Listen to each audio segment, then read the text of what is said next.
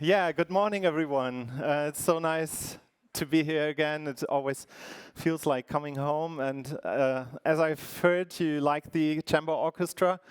Also, thanks again to Klausi and Lorenz and Jan for arranging all this. It's so great that we didn't just play a cover song, but a unique song made for this conference. So thanks a lot for arranging that.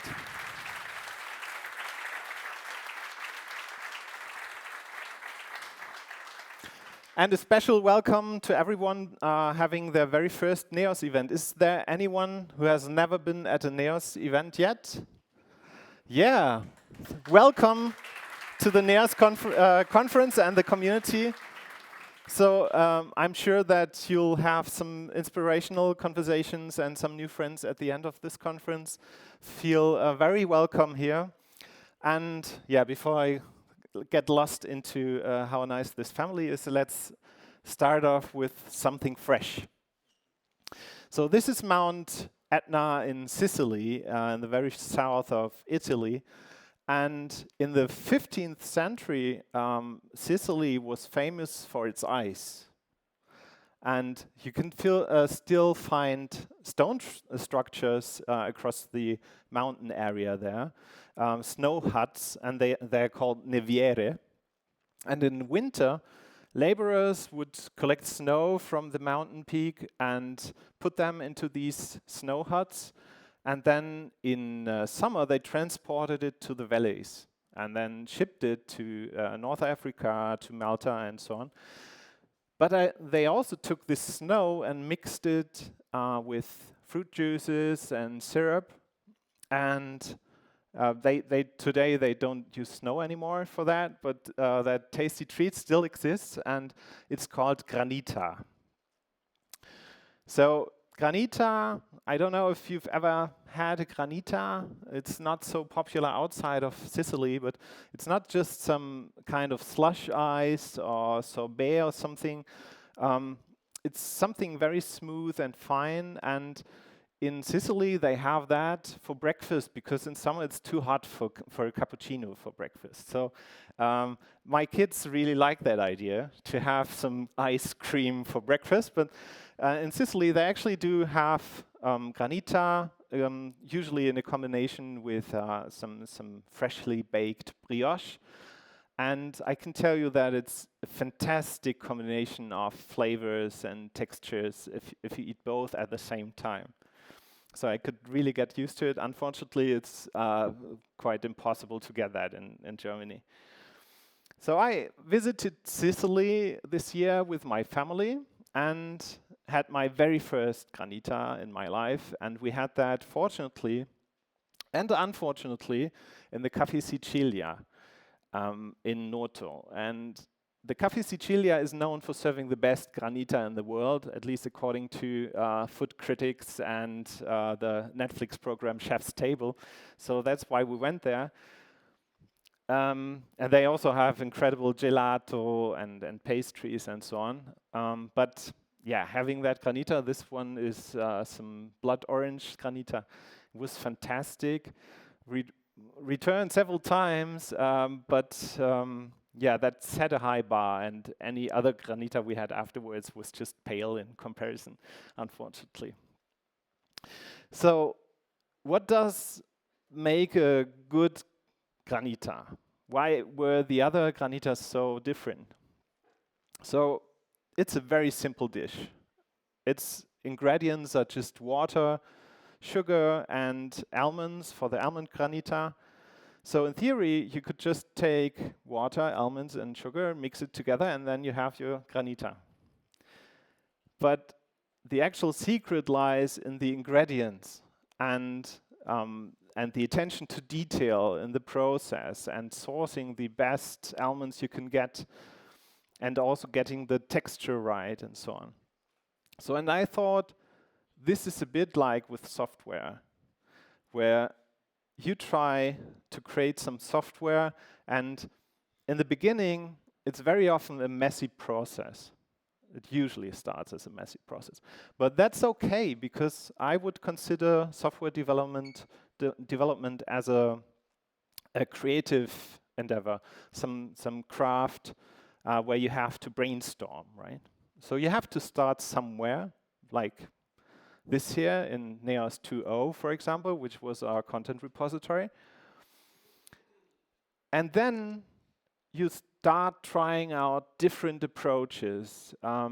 You think about naming conventions and the uses of your code, and then you learn about the actual domain. So you can't get something like a content repository right from in the first attempt. I mean, try that. Open an editor, write first line, and then write down the content repository, and when you're done, you leave it like that for a few years. That doesn't work, for me at least. So throughout the process, you start discovering patterns, you make adjustments based on your new insights, and sometimes you also discard a lot of code. So have you ever been proud of the pull request where you discarded more code than you added? Yeah, I definitely have been proud of these. I always think like, yeah, less to maintain, it's much cleaner. And also, when I have these kinds of pull requests, I realize that it seems like I understood the domain a bit better because I can do the same with less code.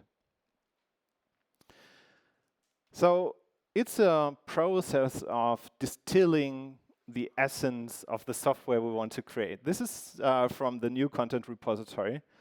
And when you see that constructor, you can't, or I can't come up with such a constructor on the first attempt and then say, yeah, and then we need this and this and this, and then we pass on the content dimension source interface and the interdimensional variation graph, and then we are basically done. So the only way to create, sorry, Basti. The only way to create a stable, secure, and maintainable software is having Basti. And I mean it.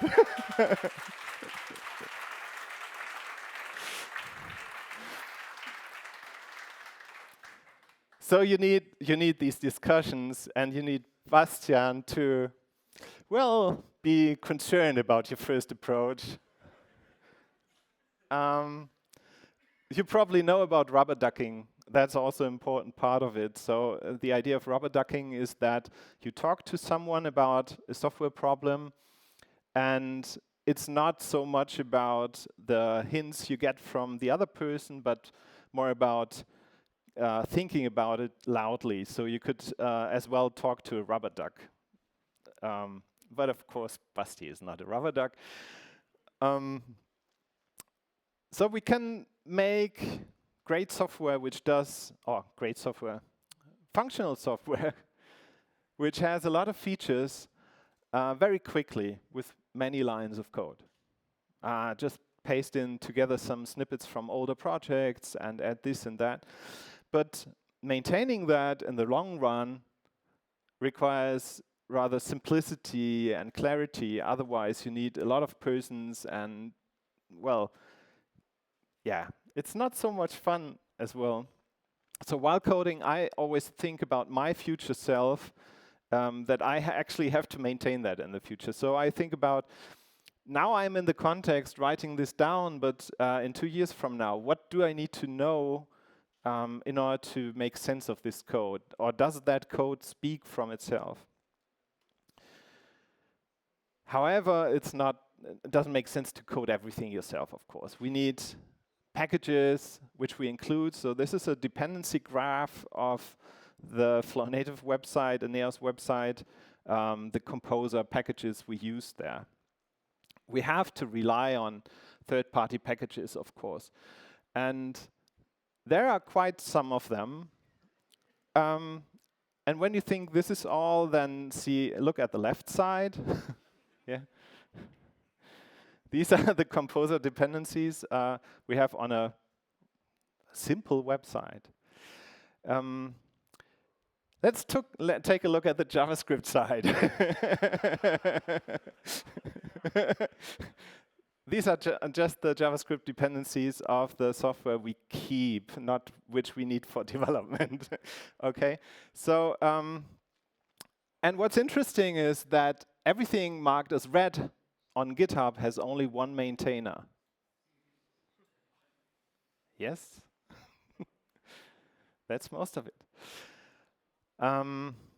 Right, but day-to-day customer projects, then of course your time is limited. You can't just come up with something like Neos and create a new content repository, take a few years off, and work on it. And your customers pay for specific features, so they don't pay you for making the code nicer.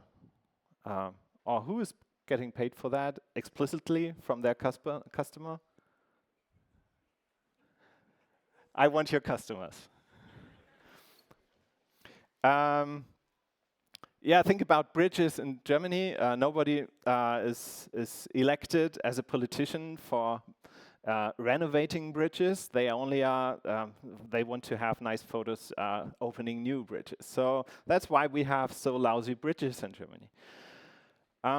But especially in long-running projects, it's short-sighted to focus only on new features, of course. And if you think like, yeah, one day after snowboard tour, I will come back to this kind of code and fix it, but now I need to focus on the features, that usually won't happen. And so you start to pile up technical debt. I was looking for a photo, and this is just my office. Doesn't make sense, but just take that as technical debt. Actually, I was only collecting the cables for the conference. But ignoring technical debt can eventually paralyze your whole development. After a few months or years, when you piled up technical debt and you get a request for a new feature, it takes so much longer to implement that feature because you have all that technical debt lying around. It's much more fragile to work on it, and also so difficult to find your way around. Then imagine new employees trying to make sense of your code.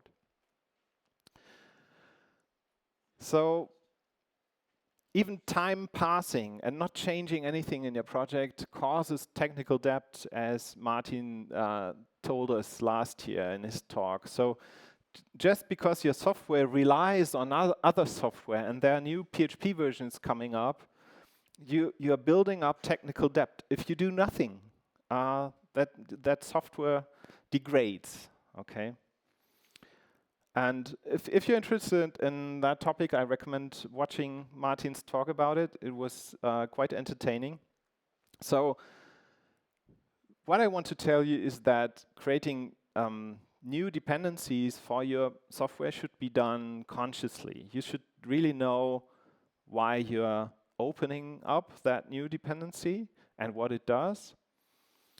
And it shouldn't be a shortcut just to get quicker for this in this particular week with your progression of software development. Because in the end, you have to make a list of all the packages you rely on and make sure that they don't have security issues and so on. Of course, that can be automated, but still, if you ever looked into the topic of book of materials, like which software does all your software is based on for policy reasons and so on, then you realize how difficult it is to keep an overview. So, but it's a delicate balance. On the one hand, there are great packages you can build on, and I hope that you think that Flow and Neos are some of them. They are quite useful. They solved a lot of problems you don't have the time to think about. And on the other hand, dependencies somehow have to be maintained. So, yeah, external libraries are not a free ride, but how can you develop something non-trivial without them? And just don't let the zombies of the technical debt get on you. Plan in refactorings, upgrades, and tackling technical debt like you do developing new features. And I tackled some technical debt recently. So last year at the keynote, I promised that I would take 1 month off my usual work and only work on a delicate part of Flow, which is the proxy class building. And that was quite some dust. It was from the very beginning of Flow. So I cleaned that up and made it work for PHP 8.3.